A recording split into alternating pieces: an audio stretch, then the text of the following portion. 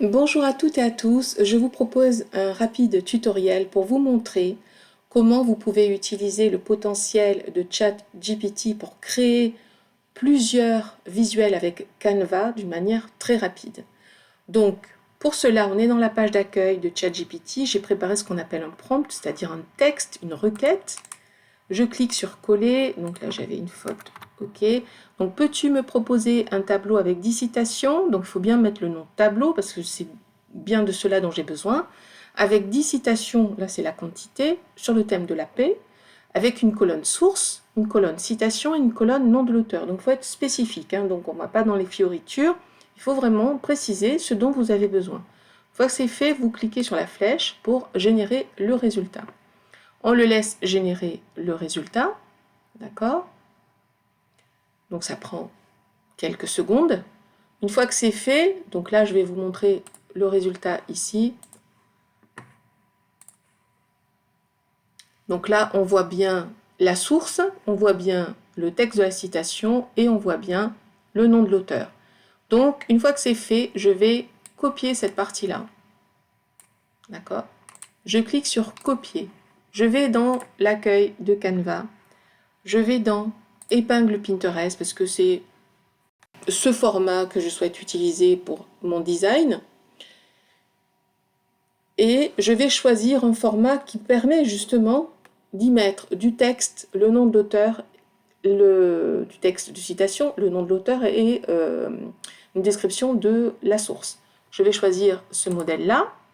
Une fois que c'est fait, je vais, comment dire, ici mettre en forme pour que ce soit en lien avec votre typo de marque.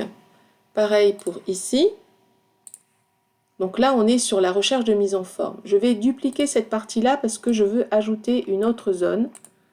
D'accord? Donc je vais déplacer là parce qu'il faut quand même laisser de la place. Ok. Donc là, ça sera pour l'auteur. Là, ça sera pour la source.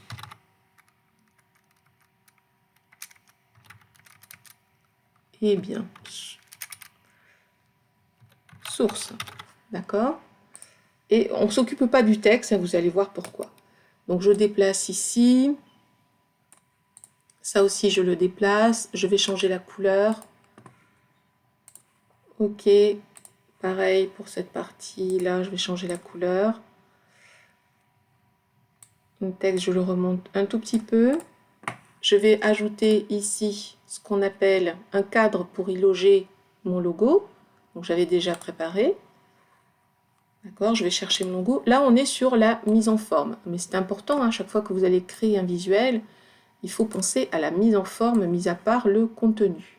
Ok. Une fois que c'est fait, il me reste simplement à changer la couleur de fond. Et c'est bon. Donc, on va aller maintenant dans la section Créer en bloc. Il va, dans cette section, connecter les données que je viens de copier dans ChatGPT et on va les coller. Donc, saisir les données, j'efface ce contenu, j'ajoute 3 colonnes, ok, et dans cette partie-là, je clique sur Coller. Donc là, on a vu qu'il a récupéré une colonne pour le nom de l'auteur, une colonne pour le texte et une colonne pour la source. Néanmoins, il faut que je nomme, d'accord? Donc je mets auteur, que je nomme ces colonnes. Je mets le texte de la citation et je mets la source. Si vous ne le faites pas, vous ne saurez pas quel est le champ qui contient quel type de données. Donc ça, c'est hyper important de le préciser. Une fois que c'est fait, je clique sur Terminer. Donc on a bien 3 parties, 3 champs. Et là, il vous dit, Canva, faites un clic droit sur un des éléments, d'accord, un des éléments, pour aller le connecter avec un des champs. Donc on a la source ici. Je clique droit et ça me met connecter la donnée avec la source, puisque je l'ai nommée, c'est parfait. Ici, j'ai le texte de la citation, connecter les données avec le texte de la citation. Ici, j'ai auteur, et je vais cliquer sur connecter avec le nom de l'auteur. Normalement, c'est OK. Je clique sur continuer. Il est toujours temps de pouvoir revenir sur cette première partie pour modifier. parce qu'on est toujours sur la mise en forme. Là, quand j'ai cliqué sur continuer, il m'a récupéré les 10 textes de citation. Je vais cliquer sur générer les 10 pages, parce qu'il va me faire 10 pages, 10 visuels correspondant aux 10 citations. Alors, il y a le texte avec le nom de l'auteur, en tout cas le texte de la citation et sa source. Je vais sur la deuxième slide, la troisième, etc. OK. Donc là, on est bon. C'est intéressant de rajouter la source parce que parfois on ne sait pas trop, mais ce n'est pas une obligation. J'aurais pu me contenter du texte de la citation et le nom de l'auteur. Néanmoins, certains aiment bien se dire, bah, tiens, c'est dans tel livre que je peux retrouver le contenu.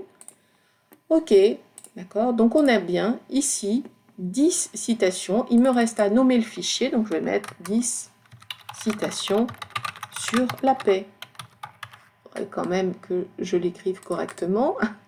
Voilà, une fois que c'est fait, je clique sur Entrée. Et si je souhaite, par exemple, l'intégrer dans mon blog, là, je vais cliquer sur Partager. Et il faudrait que ce soit du PNG pour que ce soit pas lourd. Si je souhaite d'ores et déjà l'envoyer, par exemple, vers LinkedIn et en faire un post avec ce qu'on appelle un document congénère, pour en faire un carrousel, il faudra que ce soit au format PDF standard. Je l'ai déjà fait sur des citations dont le thème c'était l'apprentissage et ça a bien fonctionné. Si je souhaite directement l'envoyer vers Pinterest et en faire ce qu'on appelle une épingle idée, je clique sur PNG pour l'enregistrer au format PNG et en faire une épingle idée. Néanmoins, épingle idée, ça sera intéressant de le transformer en format épingle idée parce que ce n'est pas tout à fait les mêmes dimensions. Et pour cela, vous avez un bouton magique qui s'appelle redimensionner. Mais ça, c'est une autre chose. Voilà pour ce tutoriel. Franchement, avec ChatGPT, vous allez pouvoir récupérer des données pertinentes, notamment si vous avez l'habitude de faire ce genre de choses. Alors là, ce sont des citations, mais ça aurait pu être des conseils, par exemple des outils en tant qu'entrepreneur, pour des outils pour l'organisation, par exemple, quels sont les 10 meilleurs logiciels pour faire telle et telle chose, et vous en faites autant de visuels que nécessaire. Donc, je vous invite à le tester, parce que l'idée, le but de la manœuvre, c'est quoi? C'est de gagner du temps. Moi, j'aime un peu le principe de travailler moins et gagner plus. Gagner plus en confort. Financièrement, c'est toujours bien. Mais en tout cas, travailler moins et gagner plus en confort de vos tâches au quotidien. Parce que c'est hyper chronophage. Si vous aviez dû faire ça à la main, aller chercher les sources individuellement, c'est beaucoup plus long. D'accord? Je vous remercie pour votre attention. Merci en commentaire de me dire en tout cas, comment vous avez testé, ce que vous en avez pensé, donc d'apporter votre retour, c'est toujours très intéressant. Et voilà, en tout cas, merci pour votre attention. Je vous dis à très bientôt. Merci beaucoup.